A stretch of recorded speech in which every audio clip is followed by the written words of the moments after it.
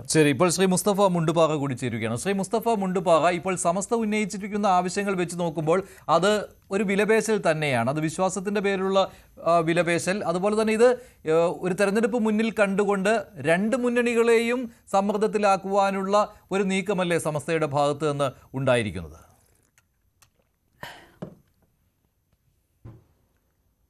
മഞ്ജുഷ, ഞാൻ തുടക്കം കേട്ടിട്ടില്ല. അതായത് സംസ്ഥയുടെ സമ്മേളനം കഴിഞ്ഞു. സമ്മേളനത്തിൽ ഒരു 21ഓളം പ്രമേയങ്ങൾ പാസ്സാക്കിയിട്ടുണ്ട്. അത് ഏതുമായി ബന്ധപ്പെട്ടുകൊണ്ടാണ് ചർച്ച എന്ന് എനിക്കറിയില്ല. മഞ്ജുഷ ഒന്ന് സൂചിപ്പിച്ചു.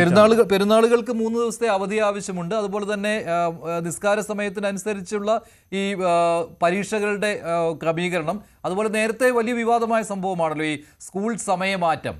മദ്രസകളുടെ പ്രവർത്തനത്തിന് അനുകൂലമായിരിക്കണം എന്നുള്ള ആവശ്യം ഉണ്ടായിരുന്നു. അപ്പോൾ ഇതിൽ സർക്കാർ നൽകിയ ഉറപ്പ് പാലിക്കൽ, ഇങ്ങനെയുള്ള ആവശ്യങ്ങൾ മുന്നോട്ട് വയ്ക്കുമ്പോൾ അത് സർക്കാരിനെ മാത്രമല്ല, ഇനി ചിലപ്പോൾ UDF ഭരണം കിട്ടുന്നത് എന്നുള്ള ഒരു മുൻധാരണയിൽ UDF കൂടി ഈ ഒരു സമ്മർദ്ദത്തിലാക്കുവാനുള്ള വിലപേശൽ എന്ന രീതിയിൽ ഈ സമയത്ത് സ്വാഭാവികമായിട്ടും തോന്നും. അതുമാത്രമല്ല, ഇവിടെ ചർച്ചയുടെ തുടക്കത്തിൽ പറഞ്ഞത് ഇവിടെ ഒരു മത്സരിച്ചുള്ള വർഗീയത, കോമ്പറ്റേറ്റീവ് കമ്മ്യൂണലിസം എന്നാണ്. അതിപ്പോൾ തന്നെ അങ്ങനെ സമൂഹത്തിലായി കഴിഞ്ഞു. UDF ന്യൂനപക്ഷ പ്രീണനം നടത്തുമ്പോൾ LDF ഭൂരിപക്ഷ പ്രീണനം നടത്തുവാനുള്ള ശ്രമമാണെന്ന്, അതായത് മൃദു ഹിന്ദുത്വത്തിലേക്കുള്ള പോക്കാണ് എന്ന്. ഇതാണിപ്പോൾ ചർച്ചയുടെ തുടക്കത്തിൽ ഇവിടെ ഉണ്ടായിരുന്നത്. ശ്രീ മുസ്തഫ മുണ്ടുപാറ.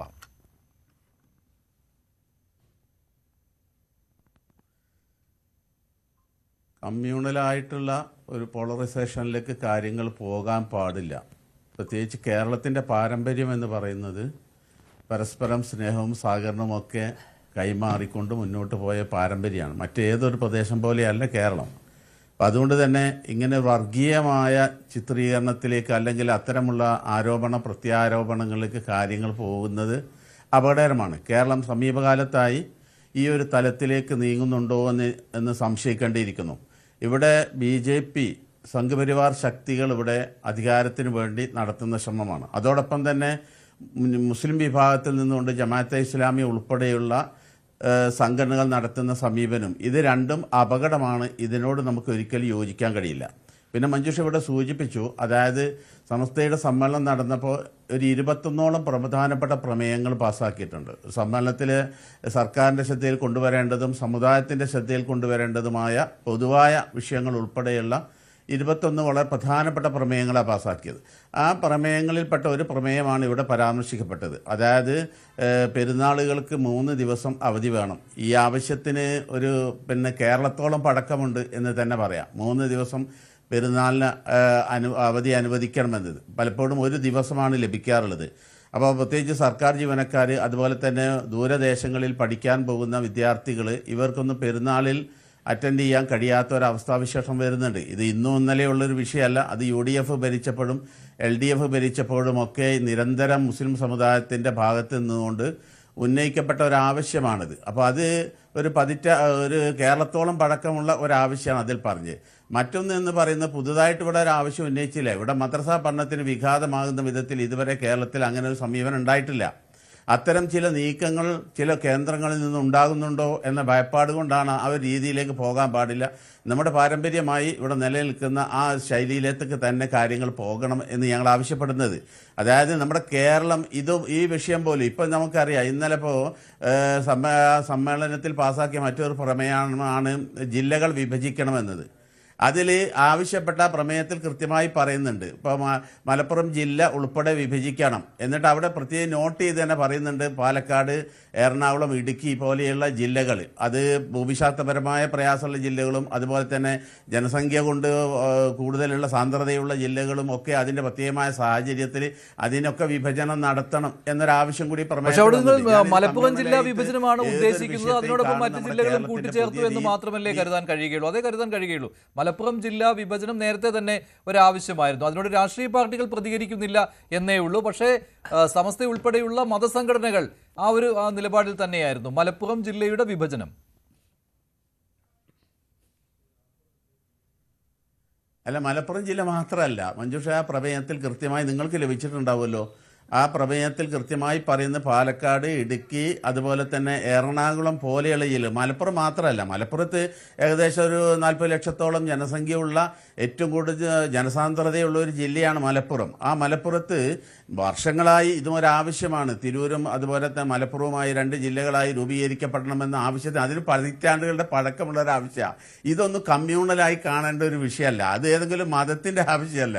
ആ നാട്ടിലുള്ള അല്ലെങ്കിൽ ആ ജില്ലയിലുള്ള ആളുകളുടെ സൗകര്യത്തിന് വേണ്ടി, പ്രത്യേകിച്ച് ഭരണപരമായ കാര്യങ്ങൾ, പ്രത്യേകിച്ച് ഗ്രാമപ്രദേശങ്ങൾ ഉൾപ്പെടെയുള്ള സ്ഥലങ്ങളിലേക്ക് ഇത് എത്തിക്കണമെങ്കിൽ വലിയ പ്രവിശാലമായ ഒരു ജില്ല എന്ന് പറയുമ്പോൾ അതിന് പ്രായോഗികമായ ഒരുപാട് ബുദ്ധിമുട്ടുണ്ടാവും. അതുപോലെ തന്നെ അതാത് ജില്ലകൾക്ക് സർക്കാർ അനുവദിക്കപ്പെടുന്ന പ്രത്യേകമായ ഗ്രാന്റ് ഉൾപ്പെടെയുള്ള കാര്യങ്ങൾ, പ്രത്യേകിച്ച് അതിൻ്റെ ഓഹരി വെക്കുന്ന സമയത്ത് അതൊന്നും ഈ ജനസംഖ്യ കൂടുതലുള്ള ജില്ലകൾക്ക് ഒരു ജില്ലക്കുള്ളതേ കിട്ടുകയുള്ളൂ. അപ്പോൾ ഇതുമായി പ്രായോഗികമായി പല പ്രയാസങ്ങളും ഇതുകളുണ്ട്. അപ്പോൾ ഒരു മാനദണ്ഡം ഉണ്ടായിക്കോട്ടെ, സർക്കാർ ഒരു തലത്തിൽ മാനദണ്ഡം ഇത്ര മുതൽ ഇത്ര വരെയുള്ള ഒരു ജില്ലകൾ, ഇത്ര മുതൽ ഒരു മൊത്തം ഒരു മാറ്റത്തിന് വിധേയമാവട്ടെ. അത് മലപ്പുറം മാത്രമല്ല നമ്മൾ ഉദ്ദേശിക്കുന്നത്. ഞാൻ പറഞ്ഞല്ലോ, ഇതുപോലെയുള്ള ജില്ലകളൊക്കെ, ഇത് മലപ്പുറം പറയുമ്പോഴേക്കും അത് കമ്മ്യൂണലായി മാറുന്ന ഒരു വല്ലാത്തൊരു വിധി ഒരു രാഷ്ട്രീയ വിലപേശലല്ല സമസ്ത നടത്തിയത് എന്നാണ് ശ്രീ മുസ്തഫ മുണ്ടുപാറയുടെ വാദം. താങ്കൾ എങ്ങനെയാണ് കാണുന്നത്? ശ്രീ മഞ്ജുഷ്, ഇത് നിശ്ചയമായിട്ടും രാഷ്ട്രീയമായിട്ടുള്ള ഒരു വിലപേശൽ തന്നെയാണ്. അക്കാര്യത്തിൽ ഒരു തരത്തിലുള്ള തർക്കവും ഉണ്ടാകേണ്ടതില്ല. കാരണം ഇതിനെ ഒരു മതരാജ്യമാണ് എന്ന് തോന്നിപ്പിക്കുന്ന രീതിയിലത്തേക്കുള്ള ചില ആവശ്യങ്ങളാണ് പലപ്പോഴായിട്ട് സമസ്തയുടെ ഭാഗത്തു നിന്ന് വരുന്നത് എന്നുള്ളത് അങ്ങേയറ്റം ദുഃഖകരമായിട്ടുള്ള ഒരു കാര്യമാണ്. പക്ഷേ മതരാഷ്ട്രവാദത്തിനെതിരെയുള്ള പ്രമേയവും അവിടെ പാസ്സാക്കി ജമാഅത്തെ ഇസ്ലാമിക്ക്. അതാണ് അതിൻ്റെ വൈരുദ്ധ്യം. ഒരു ഭാഗത്ത് ജമാഅത്തെ ഇസ്ലാമി മതരാഷ്ട്ര സ്ഥാപനത്തിന് വേണ്ടിയിട്ട് പ്രവർത്തിക്കുകയാണ് എന്ന് പറയുകയും മറ്റൊരു ഭാഗത്ത് മതപരമായിട്ടുള്ള കാര്യങ്ങളെ മാത്രം നടത്തുന്നതിന് വേണ്ടിയിട്ടുള്ള നിർദ്ദേശങ്ങൾ നൽകുകയും ചെയ്യുക എന്ന് പറയുന്നത് തീരെ റാഷണൽ അല്ല എന്നുള്ളതാണ് എനിക്ക് സമസ്തയോട് പറയാനുള്ളത്. ഇപ്പോൾ ഉദാഹരണത്തിന് ഈദുൽ ഫിത്തർ, ഈദുൽ അസ, ഈ 2 കാര്യങ്ങൾക്ക് ഈദിന് വേണ്ടിയിട്ട് 3 ദിവസത്തെ അവധി അത് വേണമെന്ന് ഇവർ പറയുന്നു. ആർക്കും അവധി ആവശ്യപ്പെടുകയൊക്കെ ചെയ്യാം, അതിൽ പ്രശ്നമൊന്നുമില്ല. പക്ഷേ അത് പതിറ്റാണ്ടുകളുടെ പഴക്കമുള്ള ഒരു ആവശ്യമാണ് എന്ന് പറയുന്നത് ആ ആവശ്യത്തിൻ്റെ മഹത്വത്തിനെ വർദ്ധിപ്പിക്കുന്നൊന്നുമില്ല. അതിനുള്ള ഒരേ ഒരു അർത്ഥം, പതിറ്റാണ്ടുകളായിട്ട് ഈ ആവശ്യം ഉന്നയിച്ചിട്ടും അത് പോസിറ്റീവായിട്ട് പരിഗണിക്കപ്പെട്ടിട്ടില്ല എന്നാണ്. എന്ന് വെച്ചാൽ അത് പരിഗണിക്കപ്പെടേണ്ടതായിരുന്നുവെങ്കിൽ ഒരുപക്ഷെ ഈ പതിറ്റാണ്ടുകളുടെ കാലയളവിനുള്ളിൽ അത് പരിഗണിക്കപ്പെടുമായിരുന്നു. എന്താണ് ഇങ്ങനെയുള്ള ഒരു ഡിമാൻഡ് മുന്നോട്ട് വെക്കുന്നതിൻ്റെ അടിസ്ഥാനം എന്നത് സമസ്ത വിശദീകരിക്കണം. ഇപ്പോൾ ഈദുൽ ഫിത്തർ സാധാരണ എത്ര ദിവസത്തെ ആഘോഷമാണ്? അത് നമുക്കറിയാമല്ലോ. ഈദ് പലപ്പോഴും ചന്ദ്രൻ്റെ ആ പിറവി അത് കാണുന്നതുമായി ബന്ധപ്പെട്ടിട്ടാണ്.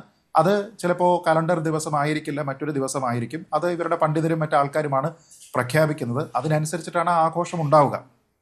ഞാൻ പറയുന്നത് അത് ഇത്രയും കാലമായിട്ട്, നേരത്തെ സൂചിപ്പിച്ചതുപോലെ പതിറ്റാണ്ടുകളായിട്ടോ നമ്മുടെ നാട്ടിൽ സ്വാതന്ത്ര്യം കിട്ടിയതിന് ശേഷമോ അല്ലെങ്കിൽ കേരള സംസ്ഥാനം രൂപീകരിച്ചതിന് ശേഷമോ അതിനൊരു സെറ്റ് പാറ്റേൺ ഉണ്ട്.